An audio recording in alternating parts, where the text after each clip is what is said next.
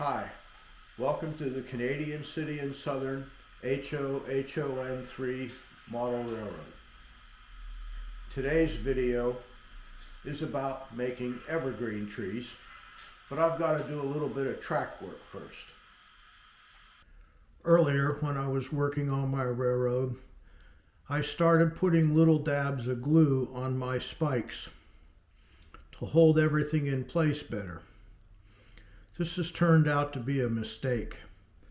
The problem is that layout expands and contracts with humidity and heat over the year, and then in the winter when it dries out it shrinks, but the rails don't, and you can see the result right here. There's no way a train can run through that, and here it's actually been pushed out of gauge. So I'm going to have to go through here and soften up all the glue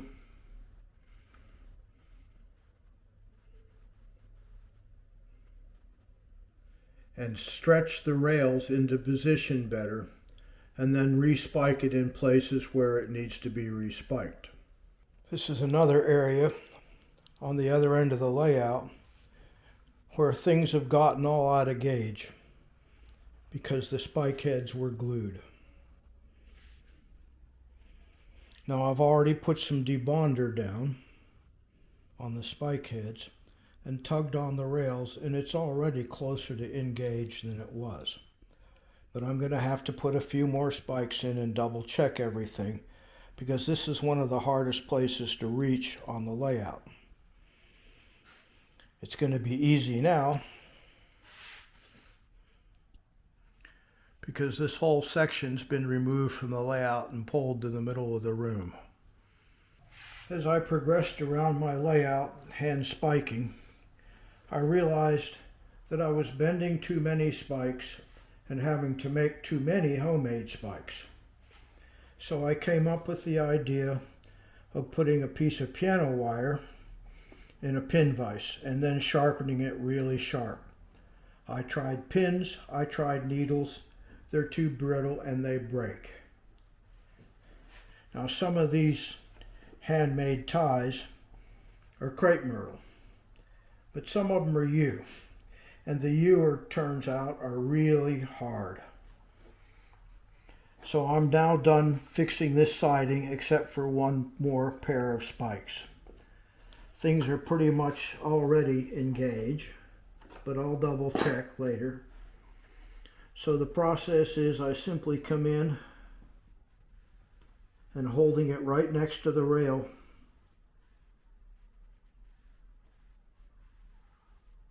this one must be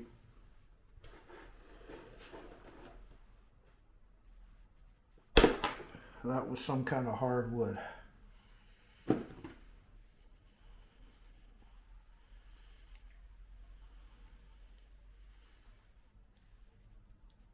Straighten that out.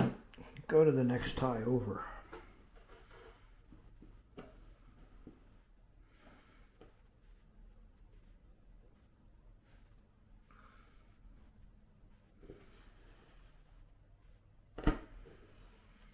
Now I'm just going to leave that there so I can find the hole easily when I get my spike ready.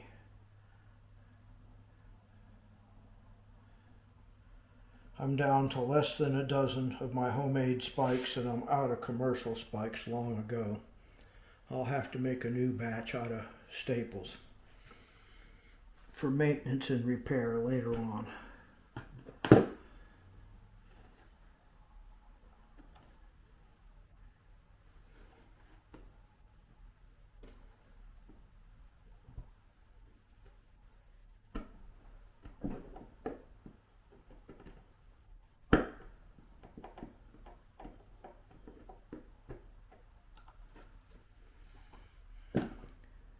And there that spike is. Now I found that making the pilot hole with a little sharp wire, besides helping the spikes go all the way down in,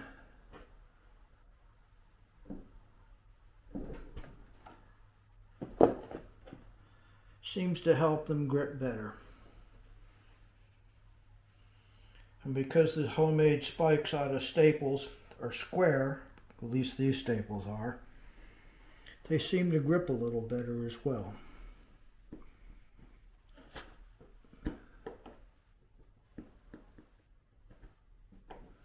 When I was first starting out, those two spikes probably would have bent 3.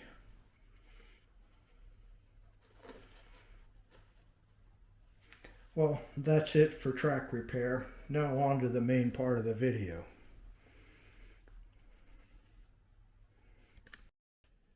Here are some of the tools and materials I'll be using to make my evergreen trees.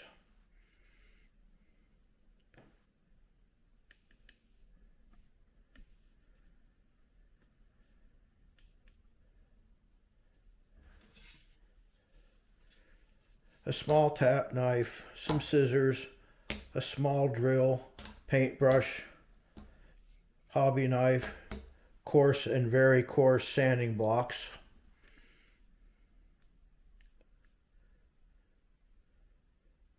some butter pecan mixed with a little bit of raw umber, and some raw sienna craft paint. A can of clear flat spray, some Woodland Scenics medium green static grass, and some Woodland Scenics light green coarse flock. A scrubbing pad from the grocery store, some white glue, and some stripping pads from the hardware store.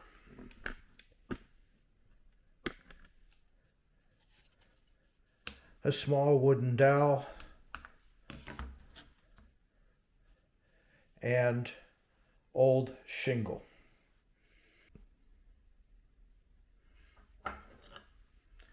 Now the first step is to come up with some tree trunks using the old shingle. So I'm going to take my knife, and split the ends.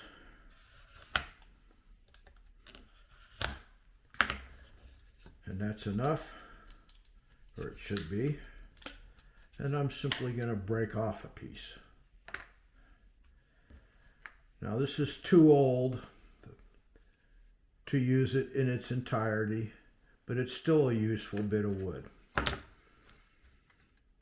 Many times I've gone to the lumber yard and bought a few brand new shingles. And long ago, when our neighborhood was new, most of the houses had wooden shingles, cedar. But for insurance reasons and due to our weather here in Oklahoma, most people now have replaced them with asphalt shingles. They're less susceptible to hail and fire from being struck by lightning. Now, because this piece is so old, it's not splintering off very straight, but newer ones do.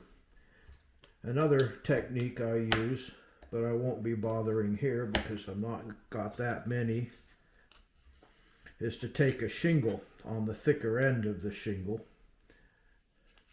and split it with a chisel.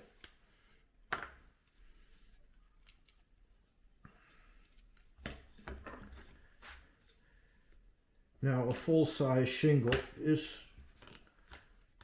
about a 100-foot tree in HO scale, which isn't the tallest tree in nature by any means, but it's a pretty large tree on an HO layout.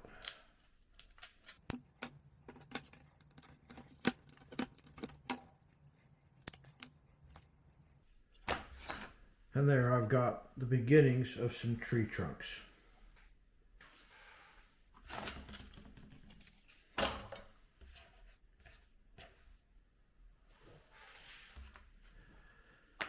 Now these are some pieces that were broken off and cut shorter a long time ago, and I just never got around to finishing them up. And so the next step, every tree needs a good root system. So on this one, where it's not too rotten on the ends, I'm going to take my sanding block and flatten off this base.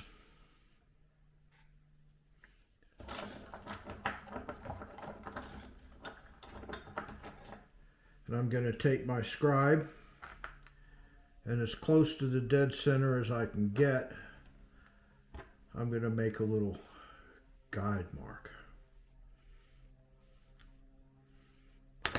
Now it doesn't have to be dead center. And I'm going to take my pin vise with a drill that's the same size as my little round dowel.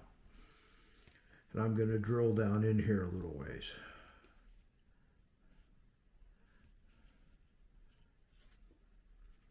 And it's splintering out because it's old wood.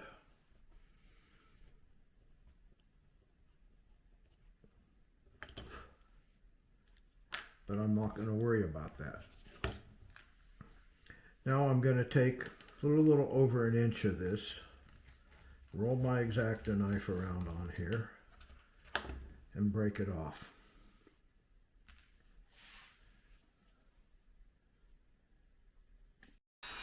I'm going to take my Dremel tool to save some time, and with a cut-off disc,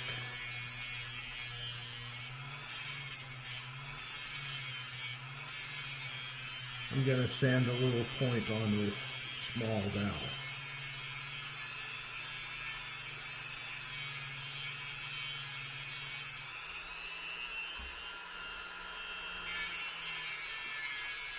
Now I used to make these parts, which I kind of think of as tap roots,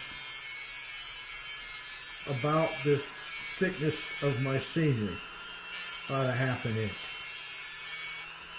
But I found that I make them a little longer now, so even if they go all the way through the scenery, they tend to hold the tree up a little better.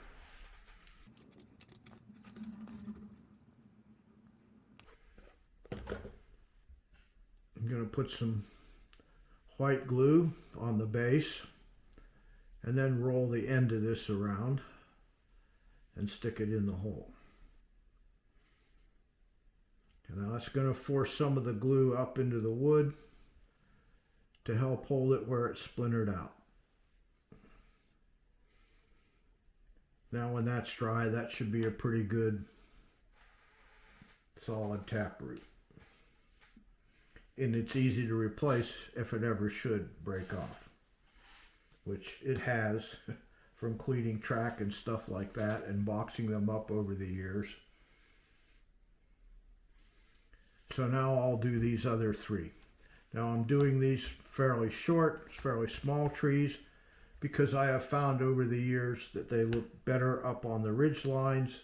They give a better perspective, kind of a forced perspective. And in nature, smaller trees tend to grow around clumps of larger trees because they've grown up from the seeds of the larger trees in the center of the grove. While the glue's been drying on the 4 that I'm demoing, I've done the ones that I split up and put the tap roots in those. And I'm going to set those aside to work on later. Probably much later. So the next step, I'm going to whittle these down a bit. Now this can go pretty quick, and you'll notice right there that tended to split off. On one side of the cedar, it will do that. On the other side, it's going to give a bit more resistance.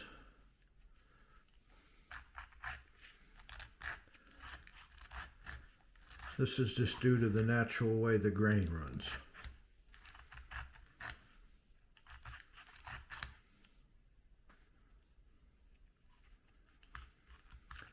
And mostly here, I'm not trying to get them really round. I'm just kind of take off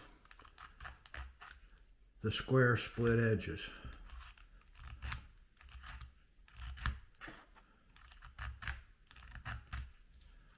And then taper them down a bit.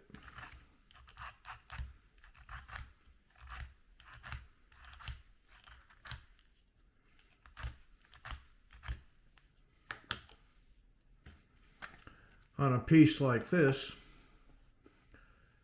not today, but in the past, if a piece comes off and splinters off like this pretty good, I'll sometimes take the bottom and just sharpen it and then sand it round and actually use it for a young tree.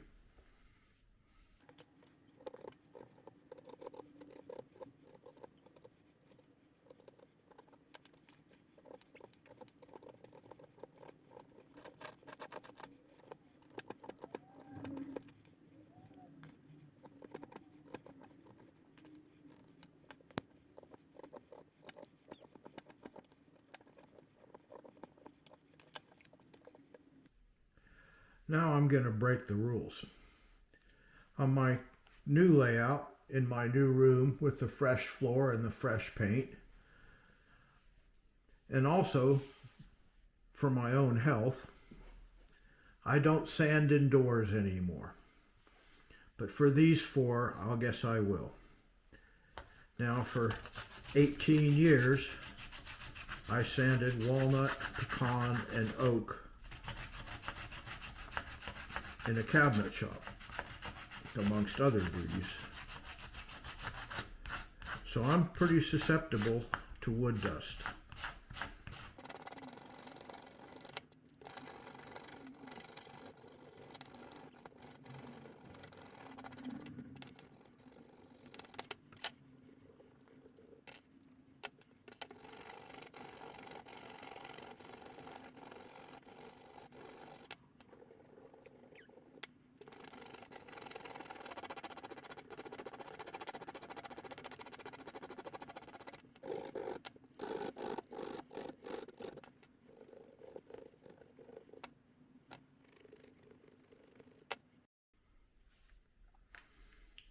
Now on this one, the tap roots kind of started to break out.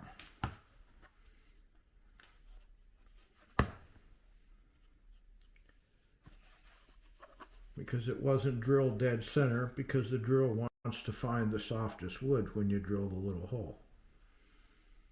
So I'm going to reinforce it on this side where it started to split out.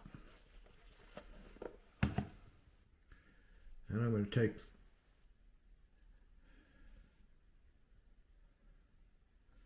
some of my shavings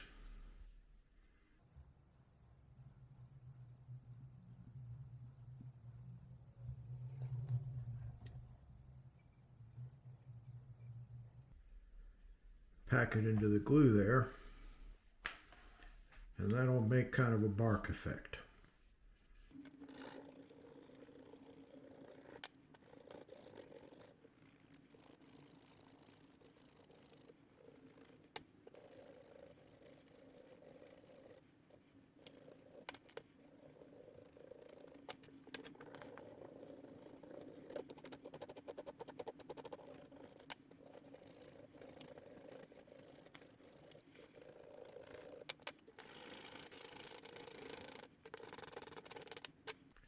Now, it's not necessary, but sometimes I like to take a little glue, and this helps strengthen the base.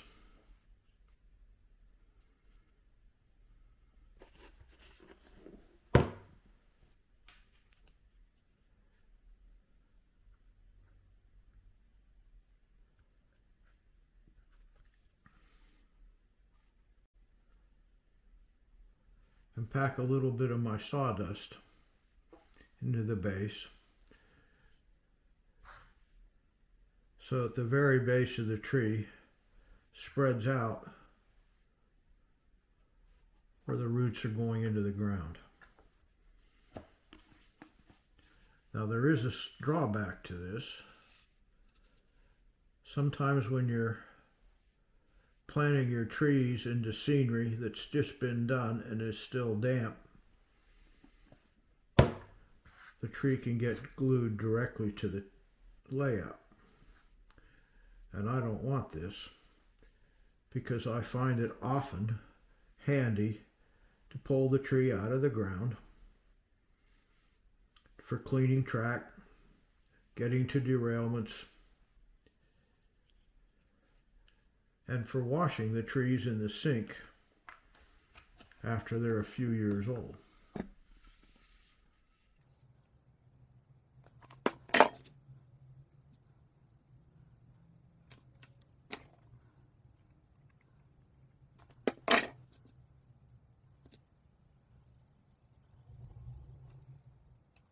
The next step here is to lightly paint my tree trunks.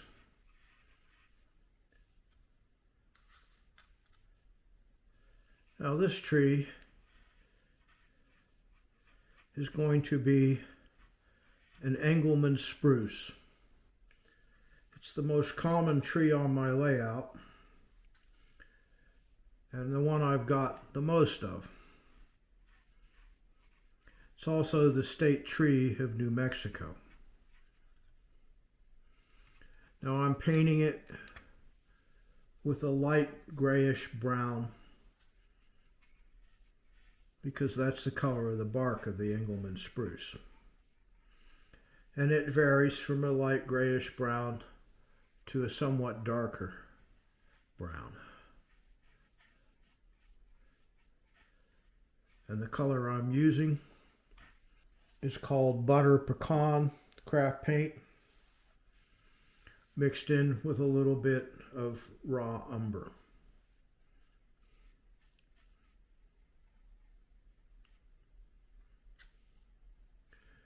I've thinned it because if the original color of the wood shows through, that's okay.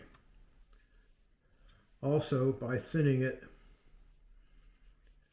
the rough texture from my sanding can show up and look like bark. Now I used to sand all my trunks by hand, the way I just showed. But anymore, I take them outside and sand them with a little disc sander, powered disc sander. And the reason for that is just to keep the dust in my lungs and in the room down. Now I'm going to switch to a slightly thicker raw sienna. It's almost the same color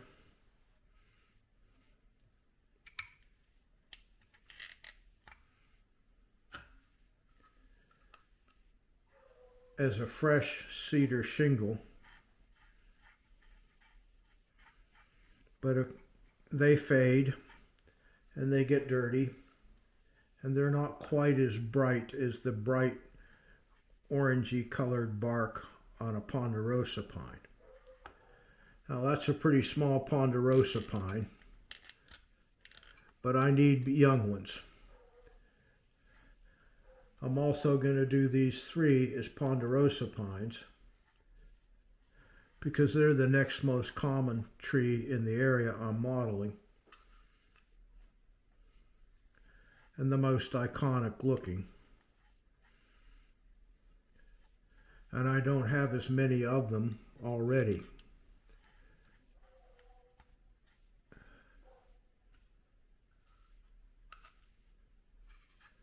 So I need more of those than I do of the Engelmann spruce.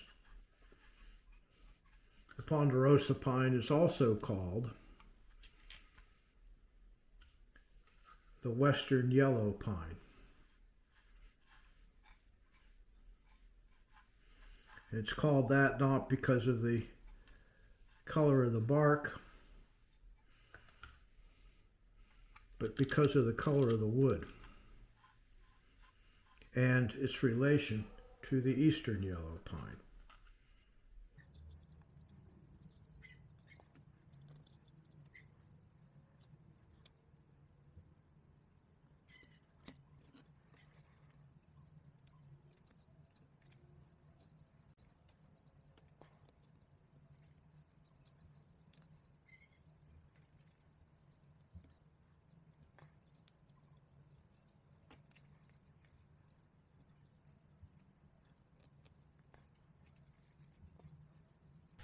The next step is to add the branches.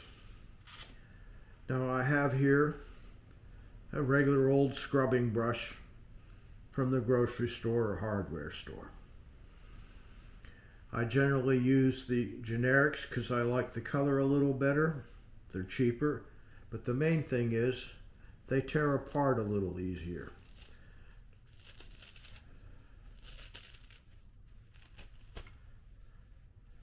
Now I want to tear these off in layers and spread them out as much as I can without them totally falling apart.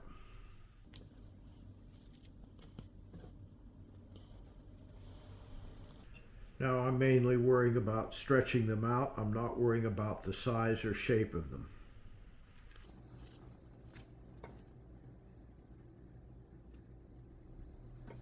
Now this is for my Engelmann spruce. I'm having to do this a little bit over because my camera died.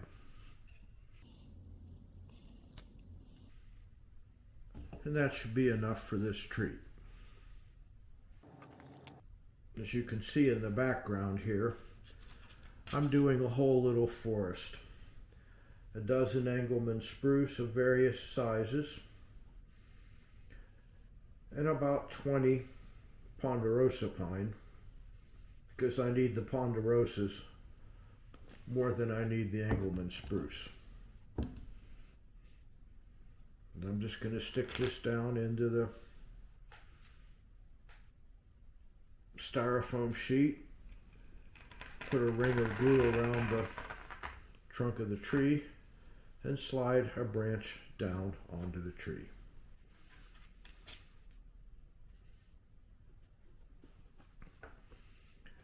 On the spruce, the branches grow closer together, and there's more of them, and they're finer. So about a half to a 3/4 of an inch apart, depending on the size and age of the tree. I'm going to put a ring of glue and slide down the branches.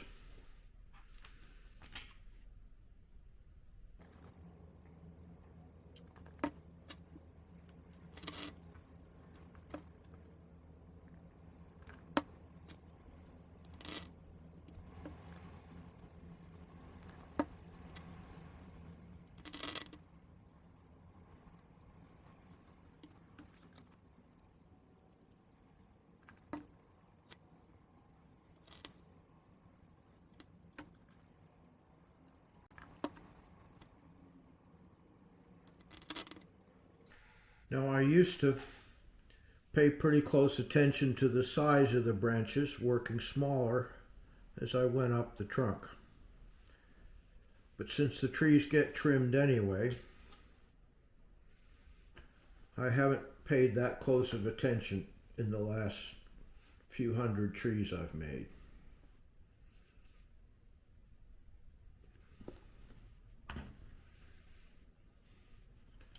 But the branches do get closer together near the top.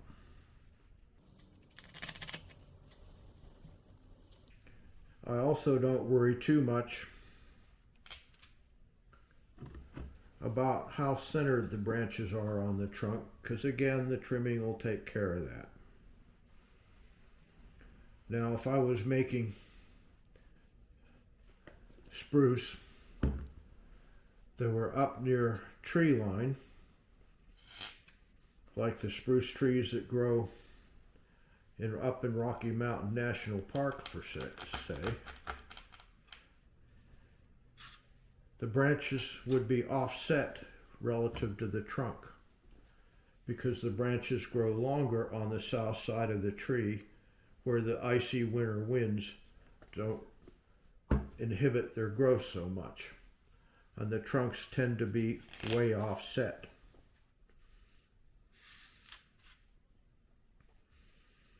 And this is also true in the higher elevation of the San Juans, and you can see it in the various railroad books.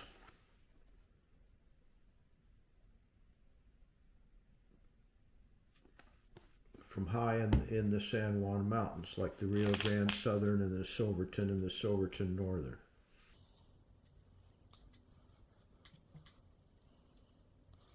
Now I'm up at the top of the tree.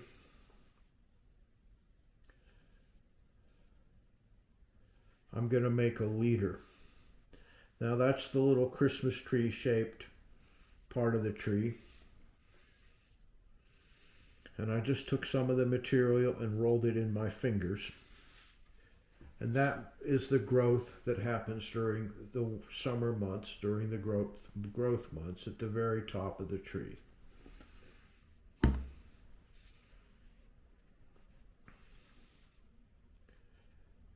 And most varieties of evergreen trees, spruce, pine, fir, cedar, will have a little leader at the top. Now I'm just going to let that glue dry. Now I'm going to do a young ponderosa pine.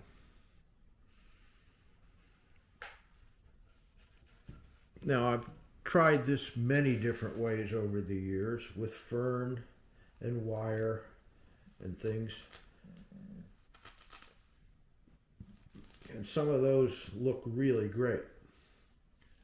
But these I have found to be the quickest and also the most durable. They last a lifetime. Now this material is similar, but it's actually paint stripping material. It's thicker, the fibers are thicker, there's fewer of them.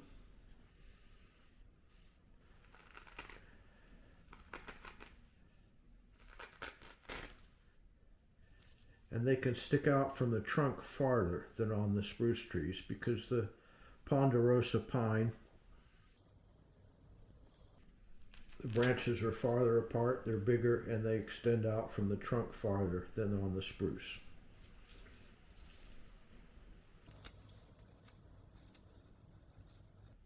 Now on the spruce trees, once that one that I just did is trimmed, and all these others that I have here, which have already been trimmed, they're ready for the next step. But there is one more step I've found when, by experiment and by somewhat accident, that make the ponderosas look a little more realistic. Now I've got a few of these. I'm going to take my little tap hammer. I think I've put a few track nails in with that. And I'm going to mash off some of this scrubbing material, stripping material. I have found that this prevents the tree from getting too clumpy because it has one further step that the spruce trees don't have.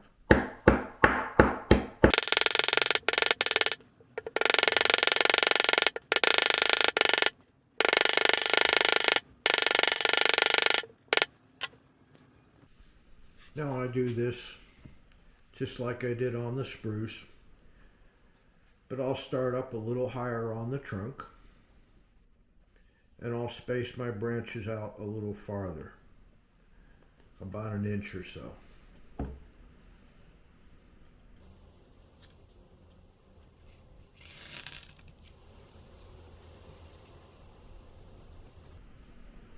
Now on both the pines and the spruce, I haven't figured out a great way to do fir yet. I try to keep the branches fairly level. On the pines, which have less snow weight on them in the winter because they're a little lower elevation, the branches grow up.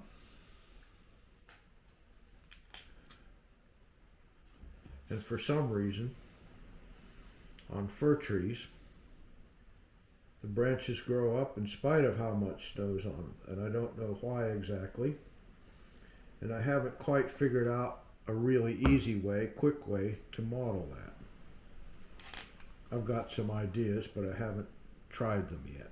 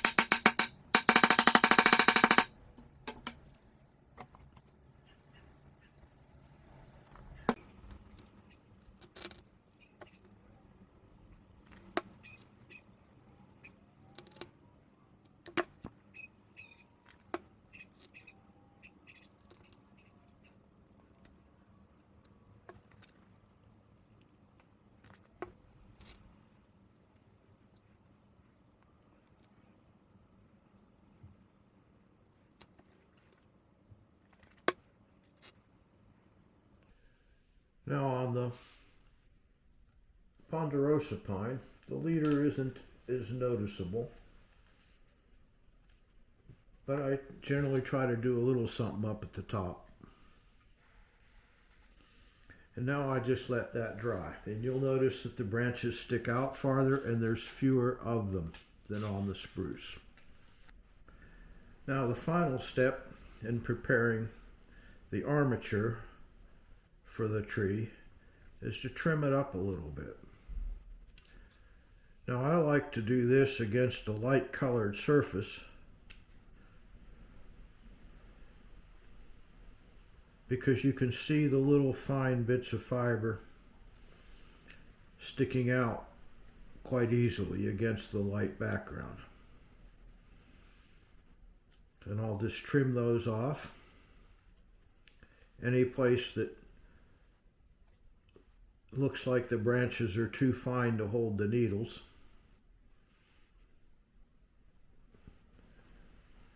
and also to give the tree its final shape.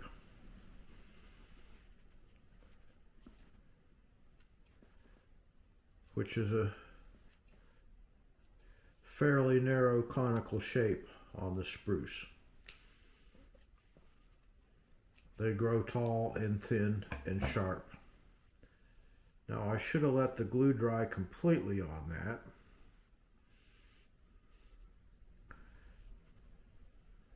But I'm running out of time today to shoot video because the camera died earlier and I had to charge it up.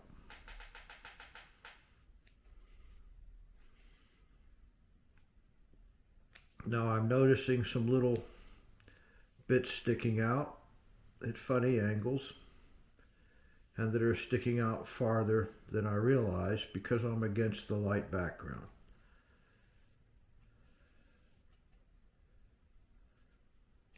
And those can show up and do odd looking things at the next to final stage.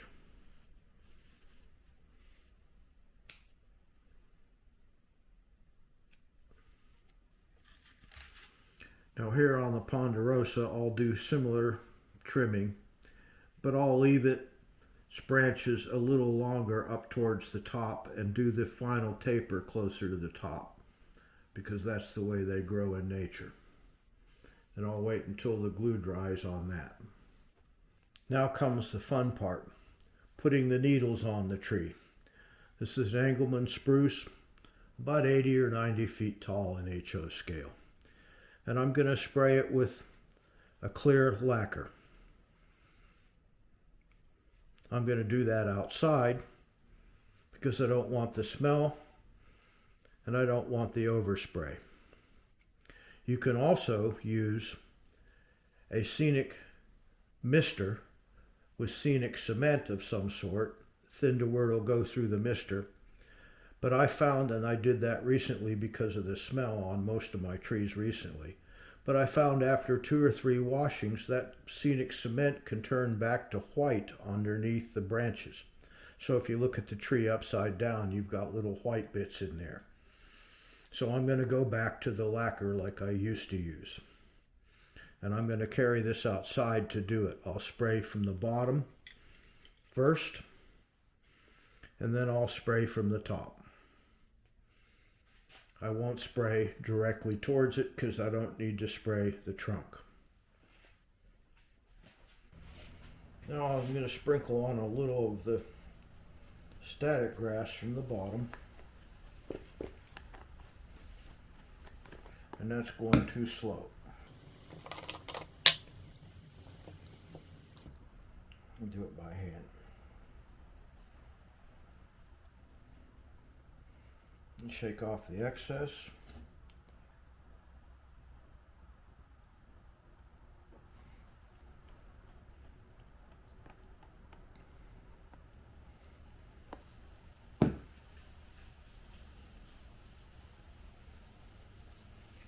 And set it aside to dry.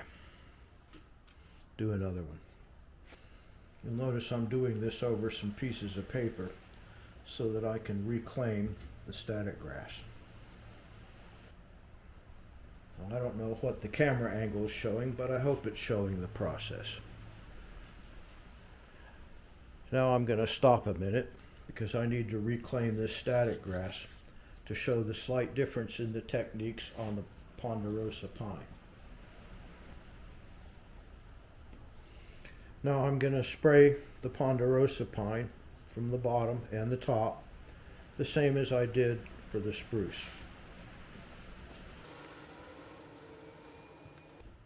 And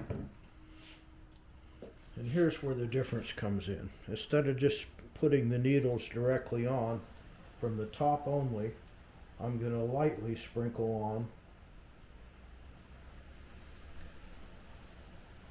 some light green Woodland Scenics coarse turf. And I don't want to overdo this step. On the spruce, the needles that don't stick once the lacquer's dry, or the scenic cement if you choose that way, will simply shake off. But I don't want too much of that on this tree, because I want that clumpy effect. Now I'll need to let that dry a little bit and clean up the coarse turf.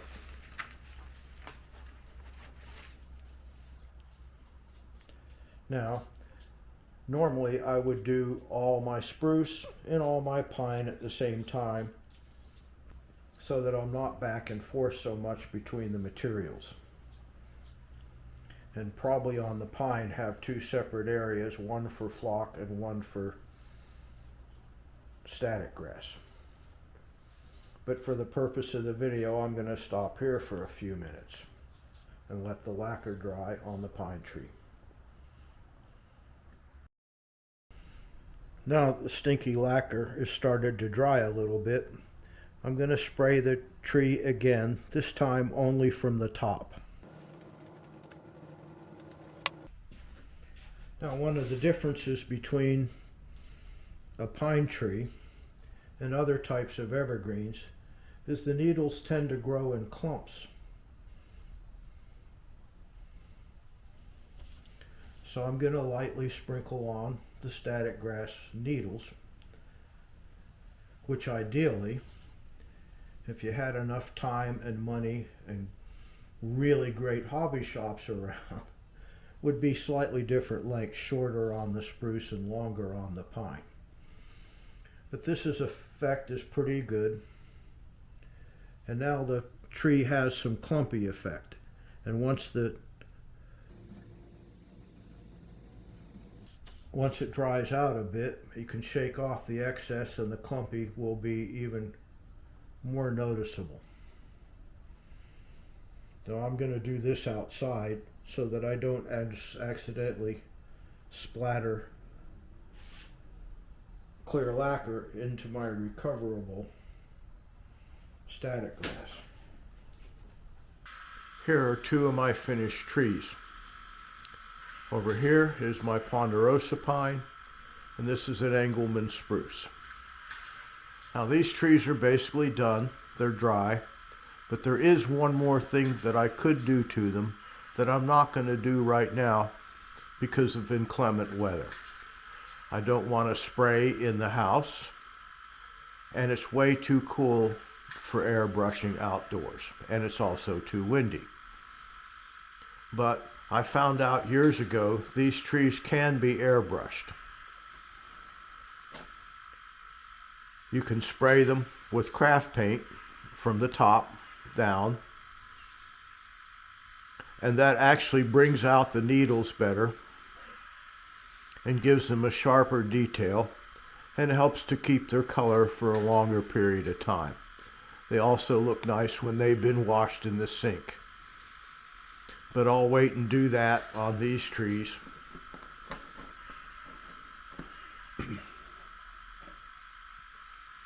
When the weather's better. And the spruce will be moved to higher elevation.